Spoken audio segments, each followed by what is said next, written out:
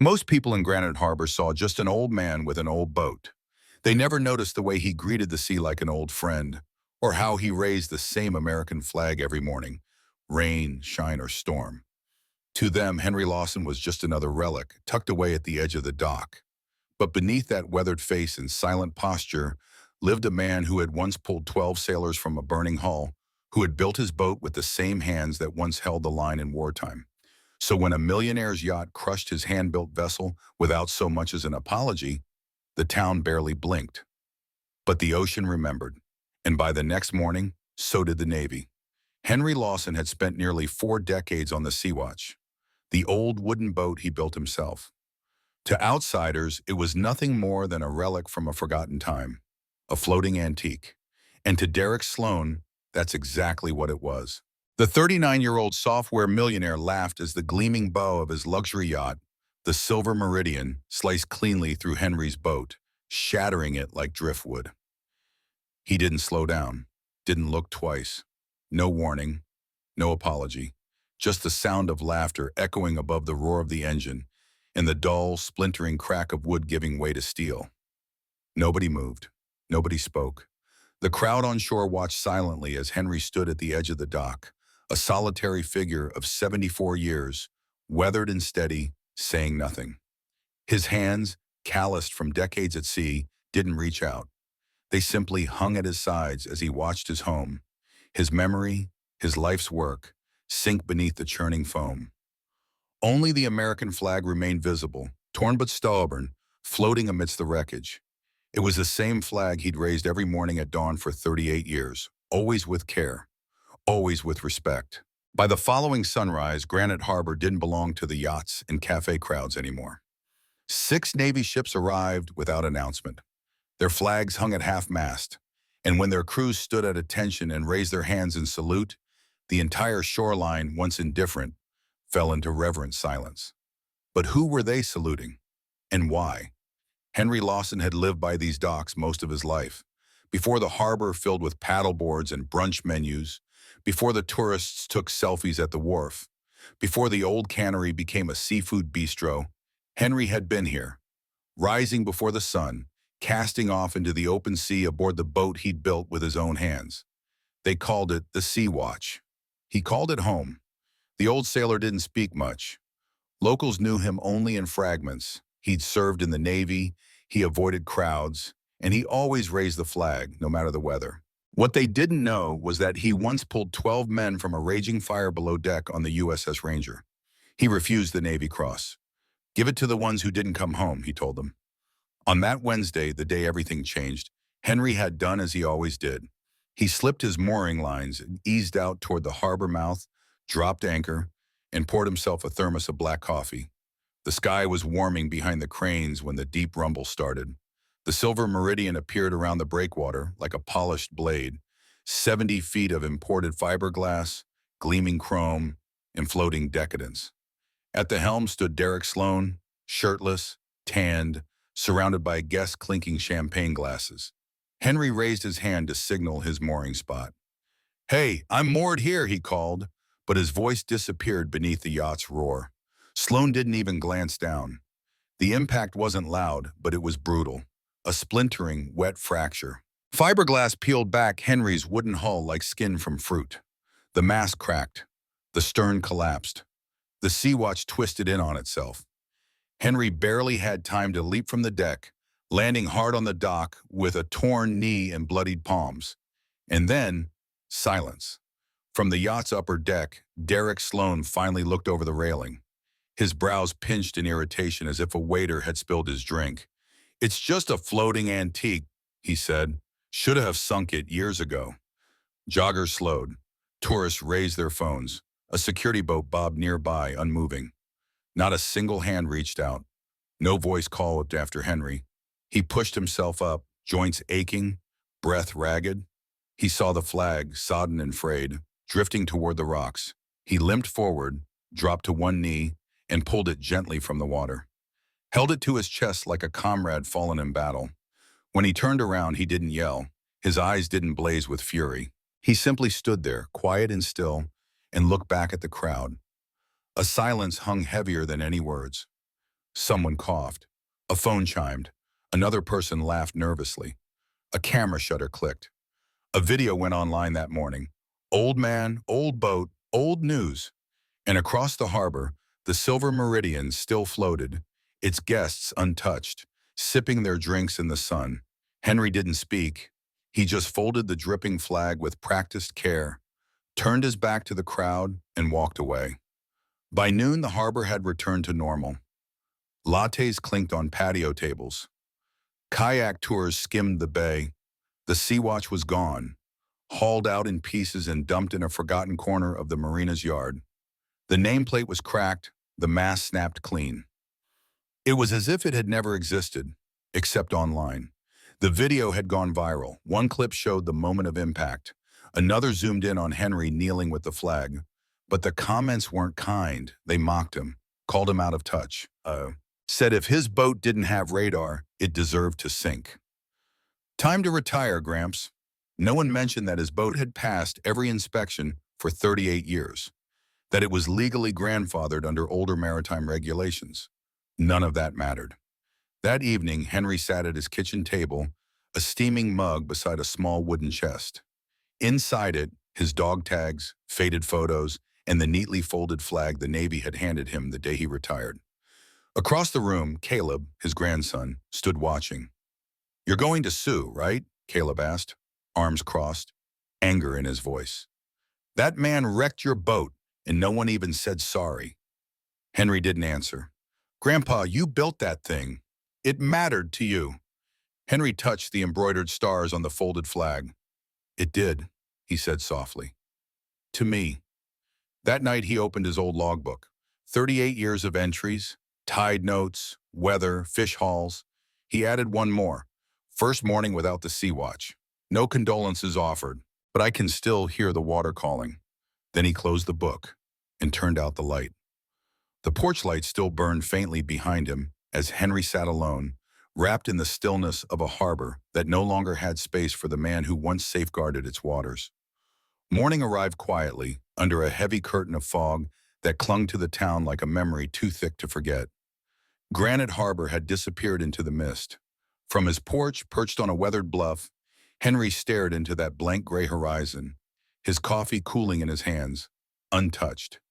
His body woke like it always had, before the tide, before the sun, driven by habits forged long ago when duty called him to the water. But now there was no boat to reach, no deck to swab, no engine to check. Below, the marina had vanished. All he could see was the pale silver mist curling slowly over the invisible bay like a breath held too long. His old flag, the one folded and stored away for decades, now hung quietly from the porch railing. The sea breeze teased it open, just enough to reveal a hint of its stars. He hadn't planned to hang it. There hadn't been a reason, not one he could name. Maybe it was the dull, aching emptiness in his chest. Maybe the silence that fell after yesterday's cruel laughter and shattered wood.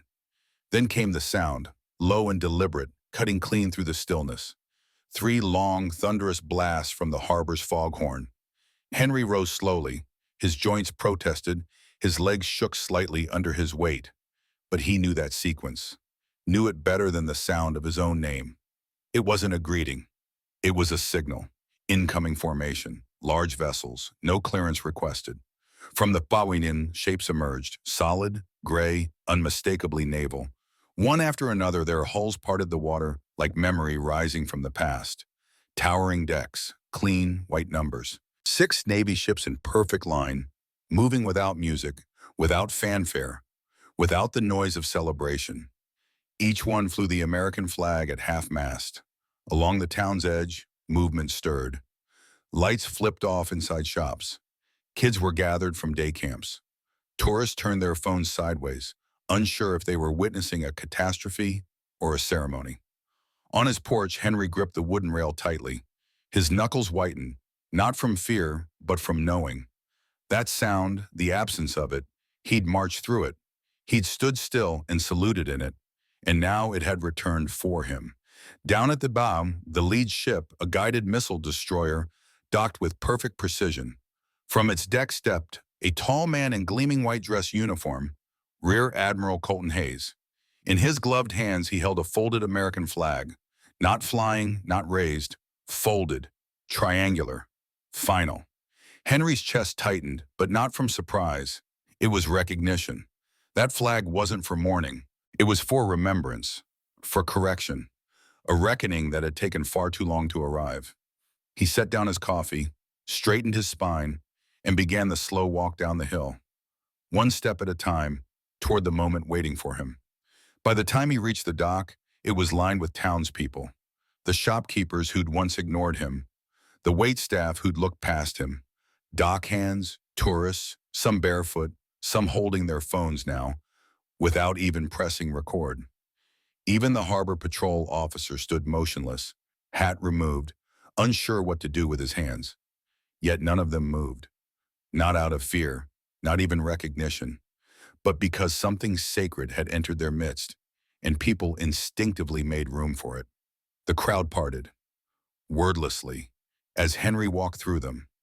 Not because they knew his name, but because something inside them knew his worth. At the edge of the dock, the Admiral stepped carefully down the gangway. His shoes tapped once, then again, sharp and measured. He stopped just feet from Henry, squared his shoulders, and delivered a precise salute. "Chief Petty Officer Lawson," his voice rang clear. "Permission to come ashore and render honors." Henry's return salute was slow but true. "Permission granted, Admiral." Behind the Admiral, sailors aboard all 6 ships snapped into position, ramrod straight, eyes forward, flags still at half-mast, not a single word spoken, no anthem, no drums. Admiral Hayes turned to the growing crowd, his voice calm, solemn, but full. 41 years ago, he began, this man, without orders, without backup, sealed a ruptured engine compartment aboard the USS Ranger. He risked his life to stop a fire from reaching the sleeping quarters of 118 sailors. A ripple of a stunned silence moved through the crowd. He suffered burns over half his body. He refused the Navy Cross, asked only that the names of the men he saved be read at the next memorial. People began to look again. At the man they had passed on sidewalks, the man whose boat had sunk beneath their indifferent gaze. Some noticed the faint scar curling from beneath his collar. Others simply saw him with new eyes. The Admiral's voice grew firmer. "For decades he lived among you, quietly, without recognition, until yesterday, when the boat he built by hand was destroyed in this harbor by a vessel of luxury and disregard. No help was offered, no respect shown. His flag was left to drown." The Admiral took a step forward and held the folded flag out with both hands. "For the man who guarded these waters long after his uniform came off, the United States Navy does not forget its own." Henry reached out and accepted the flag, his gaze not on the Admiral, not even on the people around him, but on the sea behind them. He hadn't asked for this moment, but somehow it had found him. There was no applause, only silence, deep and reverent, like a hymn unsung. The sailors raised their flags. The Admiral stepped back, and Henry stood still, flag clutched to his chest, chin lifted, eyes steady. Then quietly something shifted. A woman in a diner apron stepped forward. Then a boy in a Little League cap. Then more. A dozen. Then more. No speeches, no announcements. Just people, one by one, offering their hands. Some with tears they didn't bother to wipe away. The live stream had already spread. The cruel hashtags from yesterday, Oldman Old Boat, were replaced by a new one. Hashtag Veteran Salute. Hatch Never Forgotten. Even those who had mocked him scrambled to delete their comments. "I didn't know. How could we miss this? I'll never laugh at silence again." And on the deck of the Silver Meridian, Derek Sloan stood frozen. His expensive guests, once full of laughter and champagne, now fell silent. Glasses were set down. Some turned away from him. Others walked inside. Sloan's sunglasses were gone, his champagne untouched. And shame, true searing shame, settled on his face for the first time. Admiral Hayes approached Henry once more, this time without formality. "We heard what happened," and he said quietly. "Your grandson reached out to the Navy Alumni Association." Henry gave a tired shrug. "It wasn't your problem. It was just a boat." The Admiral met his eyes. "It was never just a boat, and you were never just a sailor. He placed a hand on Henry's shoulder, firm but gentle. Some debts take time, but we settle them. As the officers began returning to their ships, the line of townspeople remained. Some carried old photographs. Some brought their children. Some simply stood with gratitude on their lips and respect in their posture. Then the harbor master stepped forward, clipboard tucked under one arm, voice uncertain. "Mr. Lawson," he said softly, "we'd like to issue you a lifetime mooring permit for any vessel, any time." Henry didn't answer right away. He simply gave a small nod, not out of pride, not out of forgiveness, but because, for the first time in years, he felt seen. 3 days later, a new bench appeared at the far edge of the harbor. Built from teak, it faced east toward the sunrise, toward the water. The bench was carved by hand, its grain shaped by a Navy woodworker flown in from across the country. Beneath it, a plaque bore just 3 simple words: pause, remember, continue. No one in town asked who paid for it, but they all noticed Derek Sloan that morning. His designer shirt sleeves rolled up, sweat darkening the fabric at his back, his hands helping guide the bench into place. He said nothing during the quiet dedication. He simply stood at the edge of the crowd, head lowered, sunglasses gone, silent in a way that felt almost unfamiliar. The story didn't trickle through the town, it surged, much faster than the collision had. "Veteran Rejects Payout, asks for memorial instead." That headline echoed through local cafes and over diner counters. "Town rediscovers its conscience after flag sinks," claimed another. It reached national news outlets. Veterans groups reposted it with reverence. In Texas, a retired admiral penned a column calling Henry Lawson a living lesson in restraint and dignity. But Henry? He stayed away from the spotlight.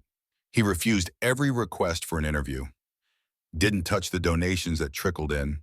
Instead, he spent more time down by the harbor, not with a fishing rod, but with rope and quiet purpose. After school, a few kids began showing up. They came with knotted lines and curious eyes, drawn by something they didn't quite understand, but instinctively trusted.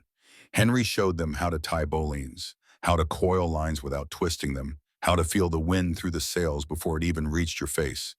They didn't just watch, they listened. He never brought up the day his boat sank, not once. But they learned just by watching his hands, by the way he handled the rope like it held memory, how his silence spoke louder than most voices ever could. One afternoon, a little girl, maybe 10, asked him straight out, "Are you mad at the man who broke your boat?" Henry paused, letting the breeze ruffle his white hair. "No," he said simply. "But why not?" she asked, not out of disrespect, but genuine curiosity. He turned his eyes toward the edge of the harbor, where the sunlight kissed the bench's smooth surface. "Because if he hadn't," Henry said, "maybe no one would have remembered that old boat ever existed." She didn't quite get it, not all of it, but she nodded anyway, her small hand still tangled in a loop of rope. Later that week, a letter arrived. It bore the seal of the Secretary of the Navy. Inside, an offer, a part-time position in a new seamanship program for youth. Flexible hours, modest stipend, no uniform required. Just experience, patience, and a willingness to teach. Henry didn't write back right away.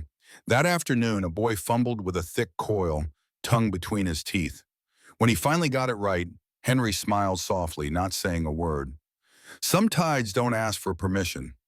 They simply arrive. A month to the day after the Sea Watch went under, the harbor fell still before dawn. Something unexpected rolled in by trailer. No announcements, no press. A new boat, cedar-framed, hand-built. Its fresh varnish caught the early light like glass. Painted across the stern in quiet Navy letters, Sea Watch 2. Word spread quickly, and by the time the boat touched water, nearly the whole town had gathered. Veterans, tourists, dock hands, store clerks, all shoulder to shoulder. There were no speeches, no bands. Just a reverent hush as the vessel eased into the harbor like it had always been part of it. At the helm stood Caleb, Henry's grandson.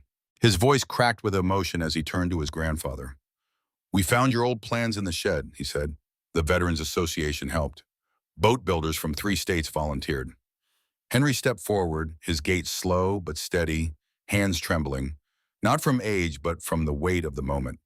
He placed one weathered hand on the rail, felt the warmth of the polished wood beneath his palm, then lifted his gaze to the mast. The American flag snapped crisply in the wind, brand new, yet it carried every memory of the old. "It's not exactly the same," Caleb admitted gently. "We added a few modern safety updates, but the soul, that's yours." Henry didn't reply. He didn't need to. He stepped aboard with sure feet and a straight spine. A sailor coming home, not to the past, but to something that had never really left him. That evening, as golden light spilled across the harbor, Henry sat alone on the bench he never asked for, eyes on the horizon. Sea-Watch 2 rocked softly in the breeze like it belonged there. And maybe it always had. A young family passed nearby. The little boy stopped, pointing to the plaque. "What does it mean?" he asked. His father read the words slowly. Pause. Remember. Continue. "It means," he said, crouching beside his son, "you should take a moment to think about the people who made your life easier, even if you never knew their names." Henry smiled faintly, his gaze unmoving, locked on the line where sea met sky. In a world rushing forward, he had become something else entirely. A fixed point, a beacon, a quiet reminder that those who walk without noise often carry the most weight. He never demanded justice, never held a press conference, never fought back with anger. He just picked up the torn flag and walked away. But the next morning, the sea remembered him.